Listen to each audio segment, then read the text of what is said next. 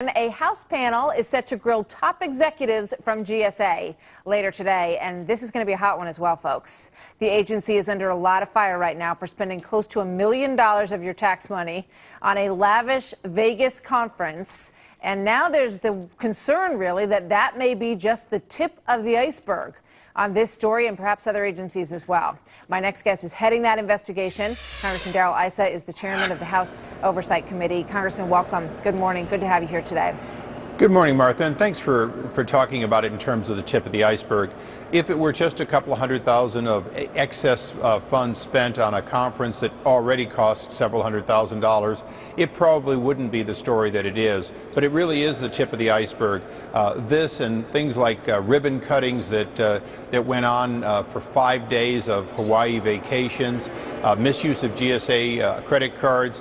We're seeing a pattern at the GSA, and remember, the GSA sets the standard for, if you will, getting a good value for the American people for all of government. Yeah, that is the GSA's mandate, basically, to watch how funds are spent in government. The irony is not lost on anybody in that title. So as you sit down there today, and it's already being reported that Mr. Neely, who oversaw the Vegas conference part of all of this, is most likely going to take the fifth.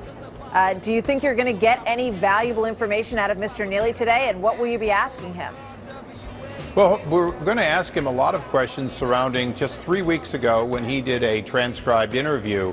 It's one of the reasons that we're still calling him is that it seems pretty odd that he would talk to the Inspector General just a few weeks ago on the record and now has said that he may, his lawyer said he may take the fifth. We're not interested in anything in his personal life. We're interested in the culture at the GSA and how we change it. And although he may soon be leaving the GSA, we hope, we want to know when he's out the door how we're going to change behavior throughout the government service. And remember, this is an individual who's still being paid today by the American people. He hasn't been fired. Are there criminal charges that perhaps may come of this? Basically, if you charge the government an extraordinary amount of money for something that could have cost a lot less if you had done it ethically, is there a criminal element to this? You know, sadly, Martha, if you steal from the government, it is a crime. If you waste the government's money, it is currently not a crime, even though it seems like it to the taxpayers. And that's one of the reasons that our oversight and the Inspector General's oversight has to be very diligent, and never again can we have an interim report that showed such a widespread problem wait 11 months before it becomes available to our committee or to the public. Yeah. Well, it seems to some that there's a fine line between overcharging and stealing in some cases. So we'll be curious to hear what comes out of that inquiry and discussion today. I also want to get your thoughts on this Secret Service issue that bubbled up in a very ugly way over the course of the weekend. What are your biggest concerns there? Is your committee pursuing any hearings on that issue?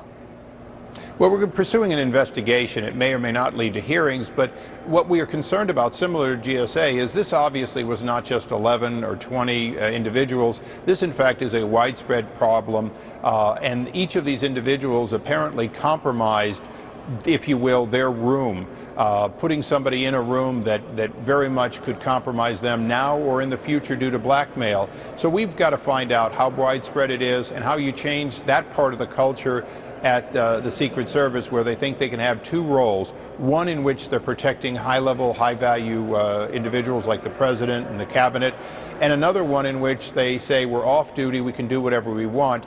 The two are not distinguishable when you look at foreign governments trying to infiltrate our elite units protecting our most valuable targets. The White House has responded to that. They say that the president, his security was never compromised at any time during this trip, and they believe that there was not a security concern that was presented by this issue with prostitutes in the rooms.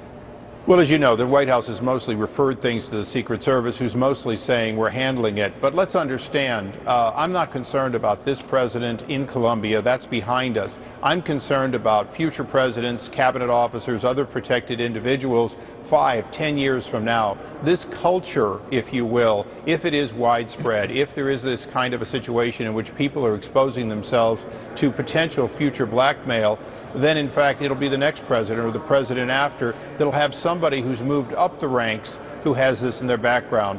So it's not the personal conduct, it's not a one-time event, it's a question of whether or not the Secret Service has a plan to make sure they don't have anyone who's compromised working for them in the future. Congressman Issa, thank you very much. This will be dug into in great detail, I have no doubt.